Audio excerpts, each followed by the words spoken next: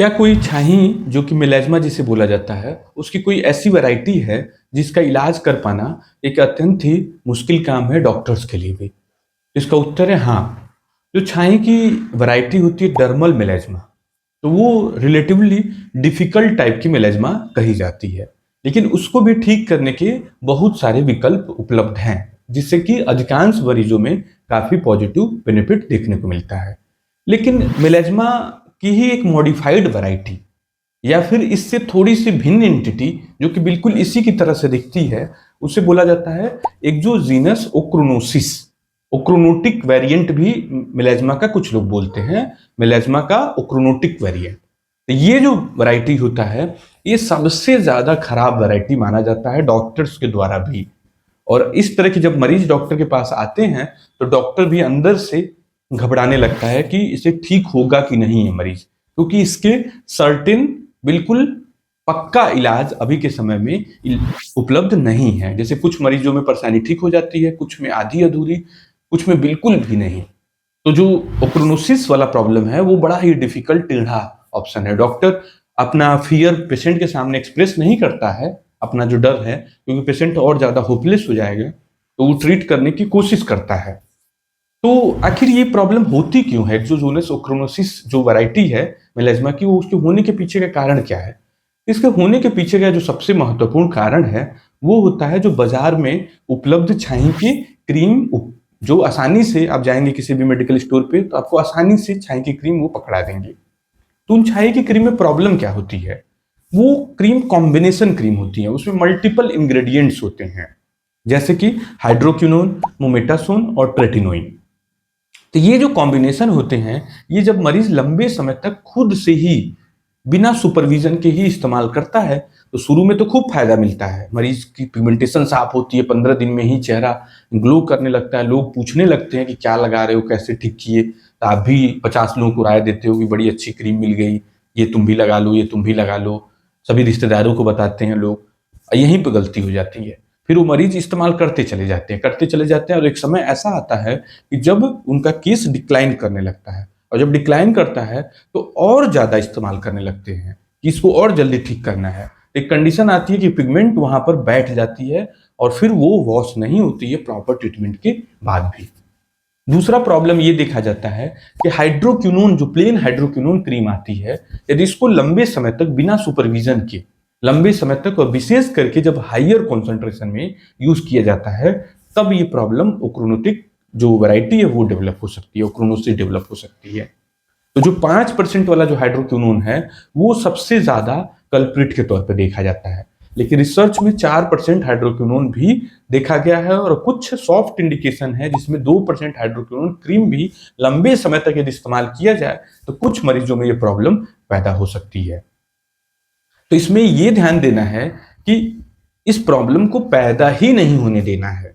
इसके इलाज की जरूरत नहीं पड़ेगी यदि आप इसे पैदा ही नहीं होने देते हैं, क्योंकि इलाज जो है इसका डिफिकल्ट ट्रीटमेंट है, जिसके बारे में अभी हम लोग बात करेंगे। तो इसको पहले दफा इसको पैदा ही नहीं होने देना है। तो आपको कभी भी बाजार से कोई कितना भी आपका फ्रेंड हो, मित्र हो, कितना भी कन्विंस करे कि फला समा क्रीम आप लगा लो, मेरा देखो खत्म हो गया, तुम्हारा भी खत्म हो जाएगा, तो उसके चक्कर में नहीं पड़ना है। वो बिल्कुल ही सही भी बोल रहा हो।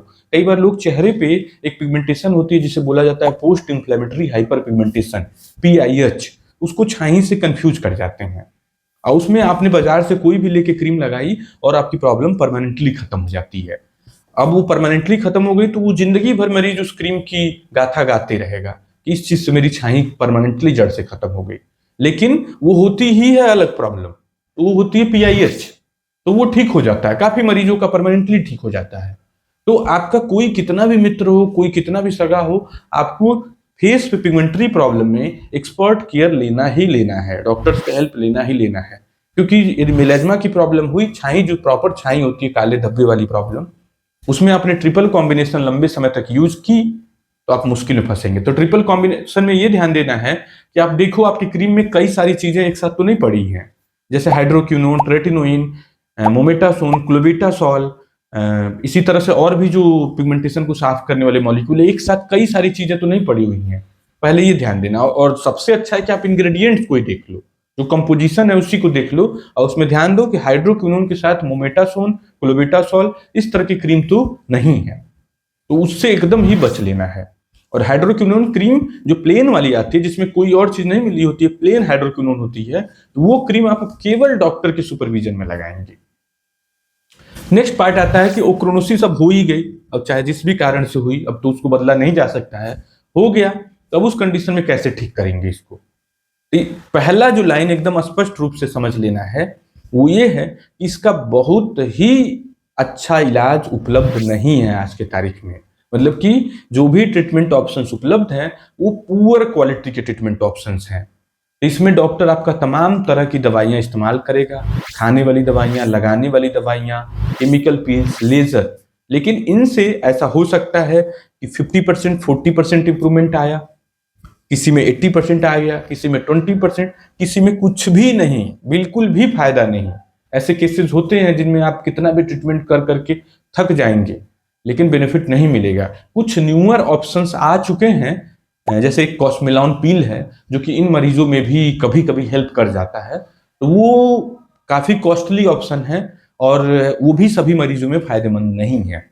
तो जो लगाने वाली क्रीम्स है उसमें डॉक्टर ट्रेटिनोइन नाम की क्रीम देता है, इसी तरह से एजिलिक एसिड नाम की क्रीम देता है, glycolic acid, mandelic acid, vitamin C, vitamin E और रेटिनॉल सीरम, ये सब दवाइयां इस्तेमाल करता है। नियासिनामाइड भी सीरम इस्तेमाल कर सकता है डॉक्टर, और इनको लंबे समय तक लगाना होता है।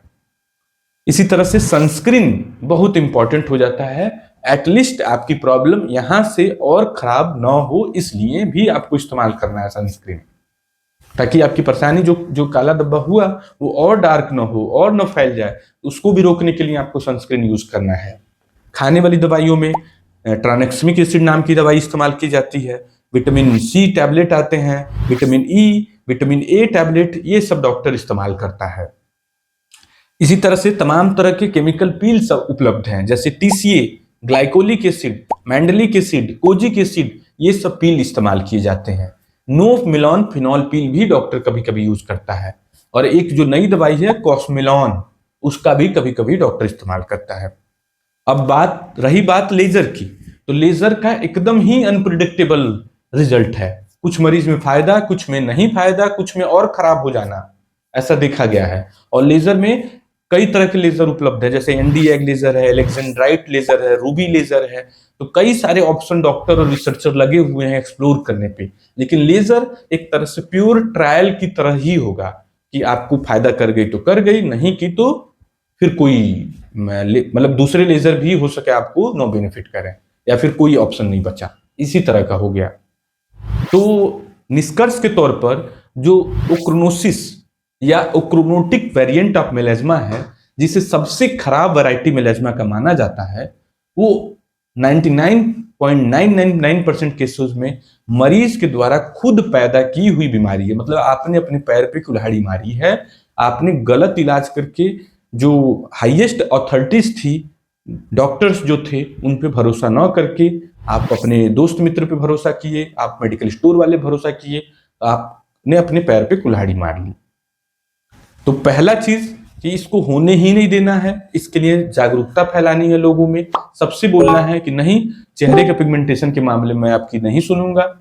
दूसरों को भी बताना है कि किसी का मत सुनना, केवल एक्सपर्ट लोगों की राय लेना।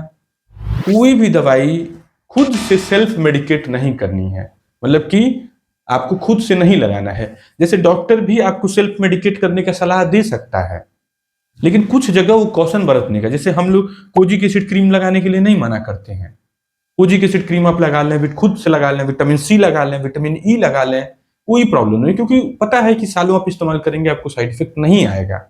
आप नियासिनामाइड सीरम यूज कर लें, उससे अभी तक कोई प्रॉब्लमेटिक केस नहीं आया है। आप लो कॉन्सेंट्रेशन में ग्लाइकोलिक एसिड यूज कर लें, कोई दिक्कत नहीं है। लेकिन जहां पे डॉक्टर कॉशन बरतने के लिए कह रहा है, रिसर्चर साइंटिस्ट उंगली खड़ा कर रहे हैं कि यहाँ पर प्रॉब्लम है, वहां पे आपको सतर्क हो जाना है और सोसाइटी को भी एजुकेट करना है, ताकि कोई अपना खुद का नुकसान न कर पाए।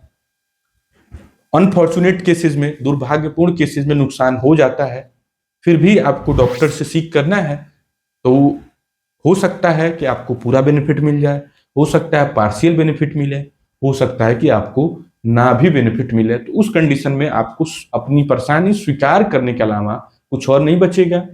प्लस ऐसे मेजर्स अपनाने होंगे कि जिससे आपकी प्रॉब्लम और ना बढ़े। जैसे कुछ लोग फ्रस्ट्रेट होकर के बिल्कुल निगेटिव मोड पे चले जाते हैं, सबका क्रिटिसिज्म करना, और बाद में पता चलता है कि और खराब कर लिए उस चक्कर में, लगे आलू घिसने, लगे टमाटर घिसने और खराब कर लिए। तो वो काम नहीं करना है कि जो यदि नुकसान हो ही गया परमानेंट, तो उस कंडीशन में बढ़ने से रोकना है। जैसे tretinoin cream, glycolic acid cream, sunscreen, जो डाइट मॉडिफिकेशन है, जो फ्रूट्स, वेजिटेबल्स, पानी इनटेक, सन प्रोटेक्शन जो डॉक्टर आपको सजेस्ट करता है, वो सब चीज़ों को आपको फॉलो करके अपनी प्रॉब्लम को बढ़ने नहीं देना है। Thank you.